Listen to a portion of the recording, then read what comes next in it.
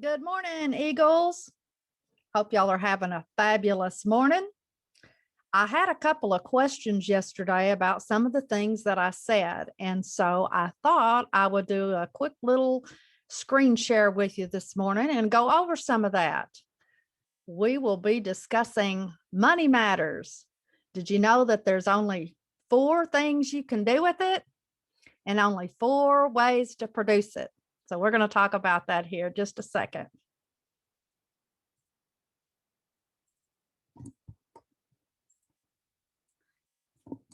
This is a cute little money savvy pig that I have ordered, and I use this in some of my presentations, and I bought this for my grandkids. I love this because it shows you visually what you should be doing with your money. It's really a very simple concept, but it takes discipline to do it.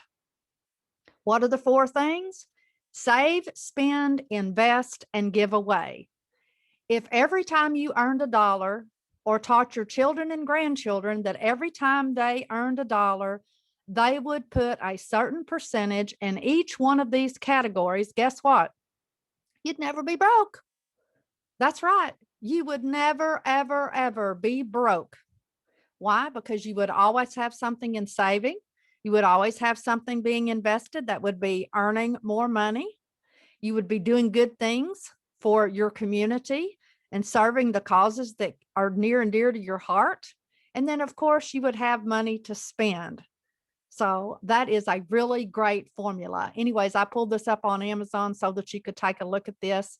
If nothing else, buy one, and it can serve as a great visual to set on your desk and remind you what you should be doing with your money. Yesterday, I also mentioned that I was a huge Dave Ramsey fan. Now, those of you listening may not be familiar with Dave Ramsey. You need to look him up. He has built a multi-million-dollar empire and started with zero. He was a young millionaire and lost it all and decided that he didn't ever want to go back there again. And so he and his wife used a card table in his living room, and they started Ramsey, what is now Ramsey Solutions. And it is really amazing. So I'm going to encourage you. He has one of the very few syndicated radio shows that it's just amazing. And he has a millionaire power hour that you can go on and listen to those who have become millionaires and learn how they've done it. But this is for everyday people. And I pulled up his website because I wanted to show you some of the cool things. There's lots and lots of free tools and resources on this website. So I encourage you again, DaveRamsey.com. This book right here, The Total Money Makeover, you need to buy that sucker. It will change your life. I am not joking. You might have heard of Financial Peace University. Usually it's done through businesses and churches and things like that. And you could sign up and join one of those classes. And I have facilitated several of those. He's got a great following on Facebook, Ramsey Baby Steppers, and it's wonderful because let me tell you what, all their stories are in there. These are real live people just like you and I who have worked these baby steps. And I want to show you what these baby steps are. These are Dave Ramsey's 7 baby steps. Don't get caught up in how simple that they are. They are very simple, but again, it takes discipline to do it. So the first thing that you would do is quickly save up $1,000 for your emergency fund. It's a start. That's not how much you need to have total, but that's just a start because guess what? You're going to have an emergency. We don't know when, we don't know what it's going to be, but we are definitely going to have an emergency. Next, pay off all your debt. Get gazelle intense. Find a side gig, find a side job. Every bit of extra money that you have, you need to pay off all those credit card bills, any debt that you have, pay it off except for your house. Step 3, you start adding to your emergency fund. You need to have at least 3 to 6 months emergency funds setting aside. That means if you lost your job, lost your health or whatever, that you would be able to survive at least 3 to 6 months. Next, you don't start investing till you get to step 4. Now you're out of debt. You've got your emergency fund set aside. Now you've got quite a bit of money available left to invest. If you have children or grandchildren, step 5 would be when you start working on the college fund. Step 6 is you pay off your house. Some of you think, well, I can write off that mortgage. I was just on a conversation with a CPA up in Canada. Hey, Dwayne. And we were talking about that. You know, the interest rate is so low, even though you can get a tax credit here, you know, write that interest off here in the United States. It's really not that much right now because it's so low. But anyways, pay off that house, get that monkey off your back. In step 7, all your money is now yours. You've been investing, and now you can give and have all your money, do whatever it is that you want to do. This is financial freedom. So I wanted to share and go over his baby steps with you. Next. Yesterday, I spoke about Robert Kiyosaki, better known as Rich Dad, Poor Dad series.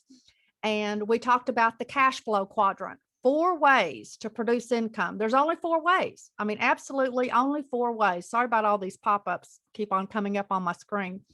The left side of the quadrant is employee. You've got a job. You're a wage earner. You're a W-2 earner. This is the highest tax bracket that you can get in, folks. This is why it's hard to save. It's hard to do all that because you're spending, you know, a lot of your money is going into taxes. You have a job. Next, down here, self-employed. All of a sudden, oh, I'm going to be a business owner, I think. But you're really not a business owner. You're self-employed. What you do is you own a job. You have to go to work every day because if you don't, your business can't run without you.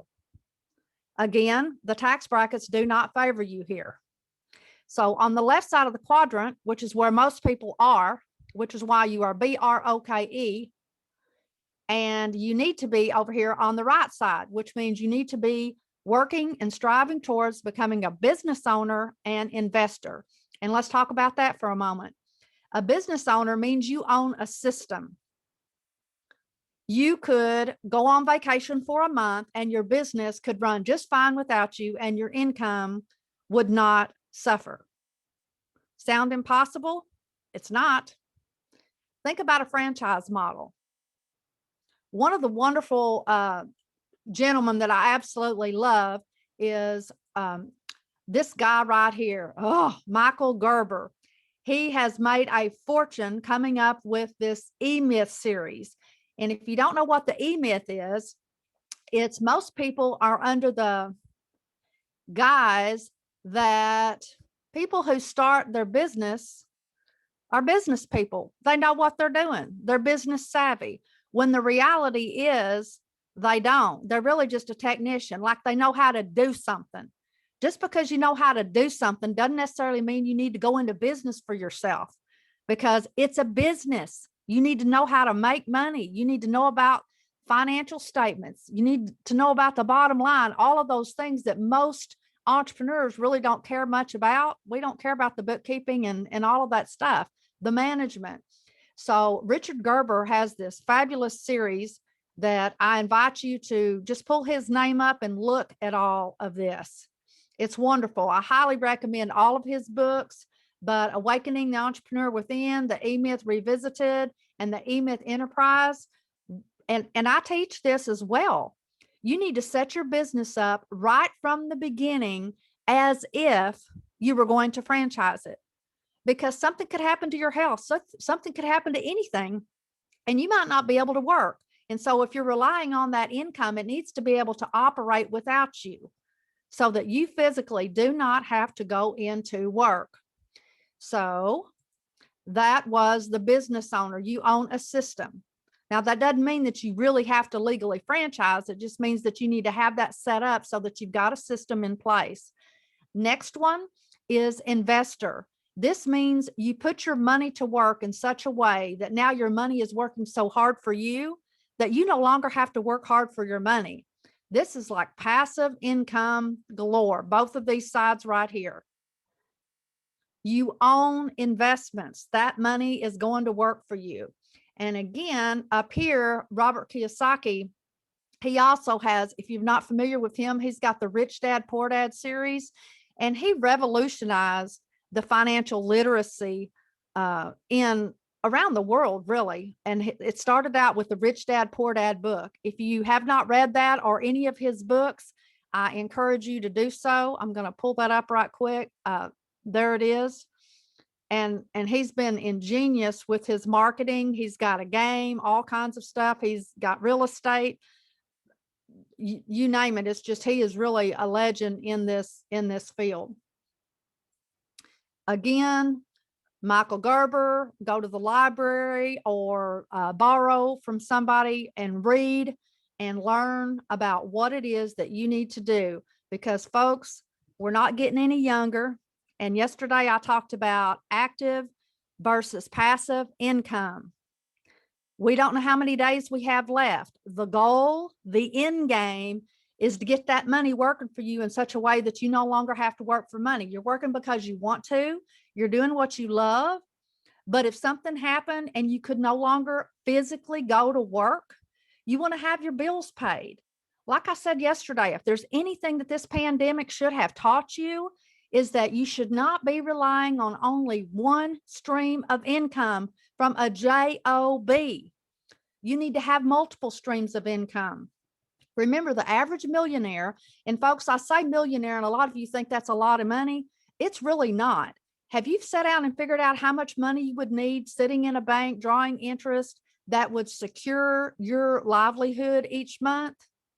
How much would it take in investments to give you $5,000 a month, $10,000 a month? How much are you making right now? Sit down and figure out that number. You're going to be surprised. $1 million does not go very far. So you need to do some things right now to set yourself up so that you will survive in your golden years. And I talked about that. Don't you want your golden years to be golden? I do. I'm seeing way too many people out there over 50, over 65, over 70, and 80 that are truly struggling because they're having to try and live off of Social Security and having to go down to Walmart or work at the grocery store or whatever, just so that they can have health insurance. That's very, very sad for me. Now, if they want to be doing it, it's one thing, but to actually know that they have to, not because they want to, that's the things that I'm talking about. So if you are serious about getting your financial house in order, I invite you to come join us, become an entrepreneur. That doesn't mean that you have to do it. It might mean you just put your money to work in such a way that other people are doing that for you. Make sense? So come join us. Today on Fridays, we have Lunch and Learn Zoom Fridays, every Friday at 11:30 to 1. You can come and take us for a test drive, see if it's something that you like and enjoy. Again, you might be looking for some people to inspire you, to make you want to rise higher, go further, faster, challenge you, hold you accountable, all those things. That's what we do. We're just everyday people from around the globe that have decided that we want to make a difference. And we're doing that through entrepreneurial endeavors. So I hope you guys have a fabulous Friday. Enjoy your weekend and hope to see you at 11:30 Central Standard Time. This is Nancy Gaskins, sowing seeds of hope and entrepreneurial opportunity in communities around the globe.